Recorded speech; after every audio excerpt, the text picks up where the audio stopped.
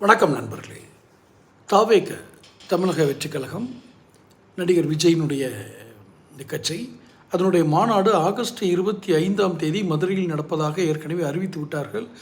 காவல்துறை அனுமதிக்கும் கடிதம் கொடுத்து விட்டார்கள். ஆனால் காவல்துறை அதற்கு அனுமதி தராமல் நிறைய விளக்கங்களை கேட்டிருக்கிறார்கள். அது அப்படி தான் கேட்கணும். ஏன்னா அவங்க பந்தோபஸ்து கொடுக்குறவங்க யார் வருகிறார், எவ்வளோ பேர் வருவார்கள், யார் யார் சிறப்பு விருந்தினர்கள், யாருக்கெல்லாம் நாம் எப்படி என்னென்ன பாதுகாப்பு பணிகளில் யார் யாரை நியமிக்க வேண்டும் என்ற பொறுப்பு காவல்துறைக்கு இருக்கிறது.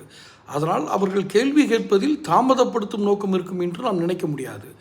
இன்னும் கூடுதலாக இப்போ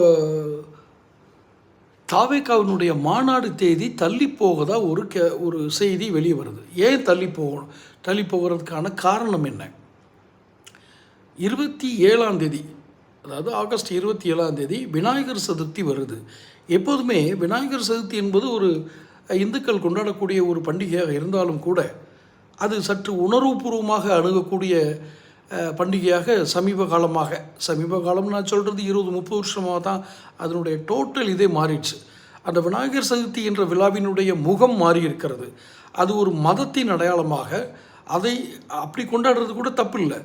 மாற்று மதத்தினரை மனம் புண்படும்படியாக நடந்து கொள்ளும் சில சம்பவங்கள், எல்லா சம்பவத்தையும் நான் சொல்லலை, சில சம்பவங்கள் நடந்து விடுகிறது.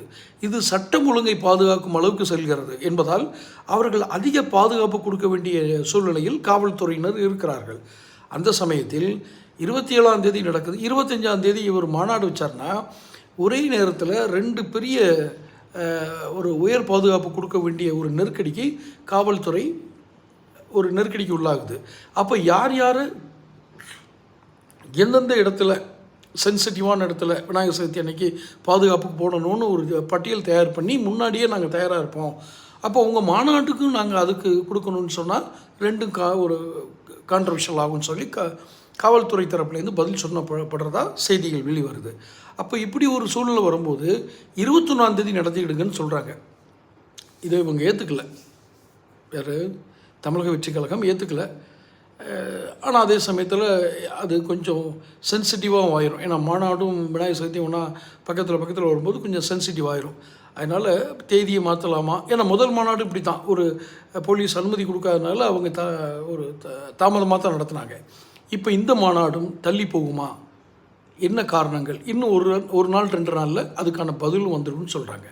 தொடர்ந்து சேனல் பாருங்கள், சப்ஸ்கிரைப் பண்ணுங்கள், நோட்டிஃபிகேஷன் பெல் பதிவு பண்ணுங்கள். அப்போ தான் உங்களுக்கு வீடியோக்கள் வந்து சேரும். பிடிச்சிருந்தால் லைக் பண்ணி ஷேர் பண்ணுங்கள். நன்றி.